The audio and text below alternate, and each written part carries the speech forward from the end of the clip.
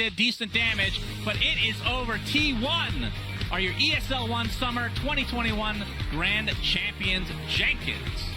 Yeah, they're a few $100,000. We can meditate through the pine trees.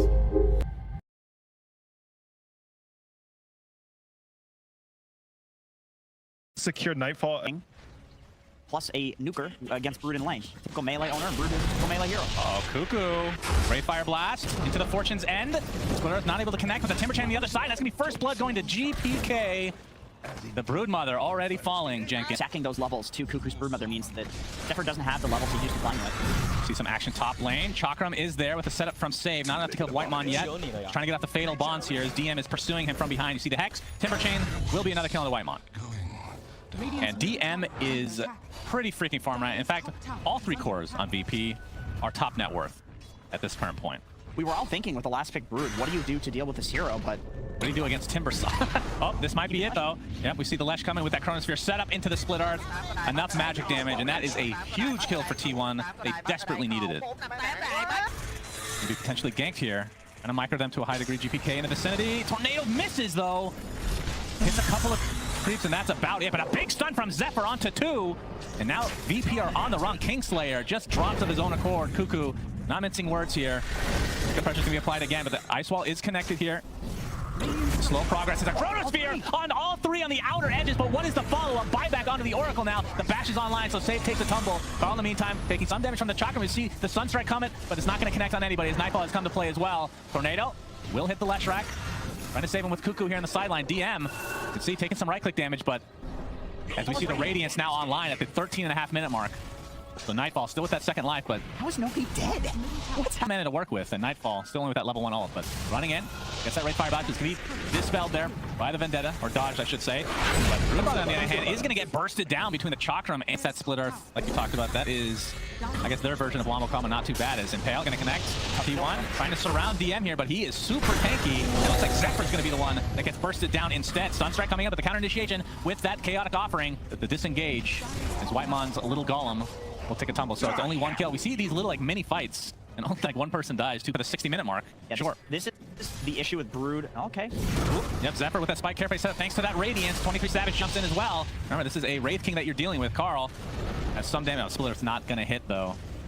And again, that's still a pretty difficult kill, but T1 actually moves. I mean, again, from a team fight perspective, T1 does have good, in theory, chrono into whatever else that we talked about, but it does take some execution. We've had some TPs down here. Cataclysm a little bit early, not really going to hit anybody. The Chaotic Offering is only going to hit 1 because of the Yule Scepter on the save, and now the Chakram comes out. Nightfall in the midst of things. Oh, a big whirling death into the Timber Chain, blows up 2 instantly on T1 side, and now they are on the run. DM opening up a can of whoop-ass on this Timbersaw, and that'll continue onto Whitemon. Great Fire Blast applies and crits him down to the ground. Holy Jesus, DM. That felt right. Nyx is not having the best game. You can delay it a little bit. Okay. But we do have the Aghanim Scepter Burrow, just like every other game on Nyx Assassin. First item, brown boots. Okay, now you need the shard. Yeah, we have a 9-man smoke overall. Nightfall, the only one. Of course, he has that second life to work with. Zephyr burrowed up. No vision showing him right now, but double impale. All right, into the Chaotic Offering. They're using most of their resources on to save. He's already on half HP, and here comes the Cataclysm. Leshrac gets the Yules off to save himself. The Chronosphere is going to clip 2, and it's the 2 supports. Very important to kill that Oracle, but both will buy back into the game. Now Carl trying to get out of this, but looks like he's going to fall here, but a nice Split Earth comes out. Ends up saving him in the end, and VP have to run, despite Zephyr being completely out of mana. Too big. I mean, again, it's on the supports. He being able to take Roche a little bit faster than T1, especially with the Alacrity applied to Mr. Wraith King, but with the Nyx Assassin in tow, no Chronosphere though, and no Chaotic Offering. I think this is the biggest reason that VP is feeling very comfortable in going in here. Chakram is going to be helping out as well, but the Spider's going to be used to scout this out a bit. Roche basically at half HP now. Nightfall can just continue to solo this if he really wants. Of course, there is some capability from T1 side to jump in and try to steal this. As Zephyr's going to be spotted out. There's the dust. Chakram to follow. So much damage reduction. Finger of Death still not enough. He's healing so much right now. While Burrow, 23 Savage, trying to focus on GPK, but he's going to get out, it looks like. Zephyr is still alive. Chakram, Spike Carapace. Eventually, nope. Okay, DM running out of mana now. They're doing a great job of protecting Zephyr between the heals that he gets inherently with that Burrow and the Shadow Word. I don't think I've ever seen somebody be doing literally nothing and still be the MVP of the fight. He's doing nothing. He's inside his little home there. He's just there. That's about, he's literally 10 polygons right there. He's literally an... Again, keep an eye on those polygons on the bottom of your screen as Roshan's getting quite low. See if Cuckoo can Palpatine go in and out of the stun. pit, no He does. problem. It's another aspect that we don't really talk about. Splitter's going to connect again. This time they're going to go on save. BKB popped by 23 Savage. That is going to be enough to take out the support, and they know he does not have buyback. And now the pressure being applied to the Wraith King. He's going to go down, but that is the first life. I believe he does have Shard. Chronosphere just to ensure that they get this Roshan. Looks like Savage gets the snatch, so the actual Roshan ended up going to VP, but the Chaotic Offering now used in retreat here as VP attempting to get out. Deafening blast applied there, but Nightfall completely surrounded and will finally be brought down. Didn't even have his Radiance on, by the way. Just trying. Has his chrono available. You can see, oh, Zephyr gets off the spike carapace. Again, this is Wraith King we're talking about. They're going to take him out really fast. Pops his BKB, though. Yeah, and there's the false promise. I forgot, even the Oracle, you just talked about it briefly, but what is the point of this Oracle? Is he supposed to be dispelling the Fatal Bonds? Is that the big counting him out a bit? And yeah, Nightfall now has his Scotty officially, as they do a 4-man smoke here. And yeah, Refresher on GPK, so double Cataclysm available. But like you said, not the most setup to actually enable it. It's not reliable is the issue. If they can get Lion on top of somebody where he doesn't just immediately die, then yeah, it's going to be a lot of damage. Onto Nightfall. Zephyr not going to be able to hit the Impale there, but you can see the army of spiders are here.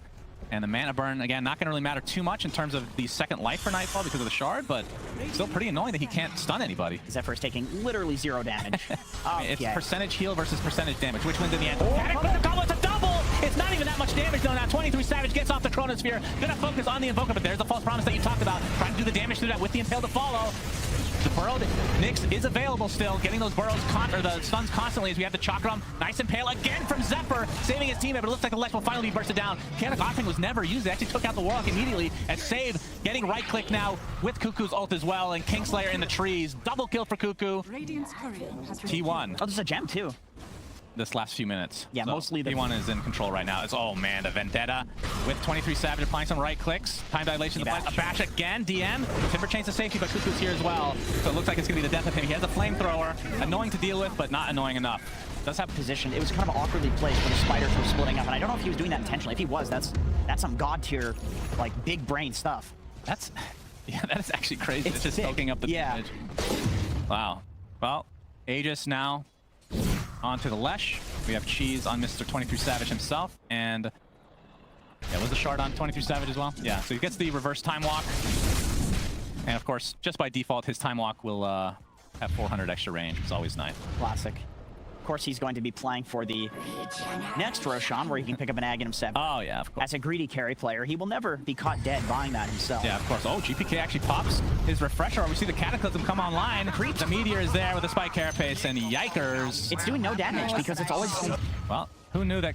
Broodmother counter. That's so strange. That is such a random thing. Is T1 very close to winning this tournament in this best of 5, game 5. They get that mid racks. Invoker's dead for 45 seconds. So this, I would think, is minimum 2 racks. Of course, the tier 2 still up top in that bottom lane. 3 heroes. Save takes a tumble. Big Impale. Only connecting on 1. Maybe not so big after all. But there's a save onto DM. He can go back to base. But now the pressure is onto the Wraith King. That is the first life to come. But 23 Savage wants to go for the support. Doesn't get into the fountain though. Completely surrounding Wraith King. 3 dead. T1 look to be winning this in great fashion.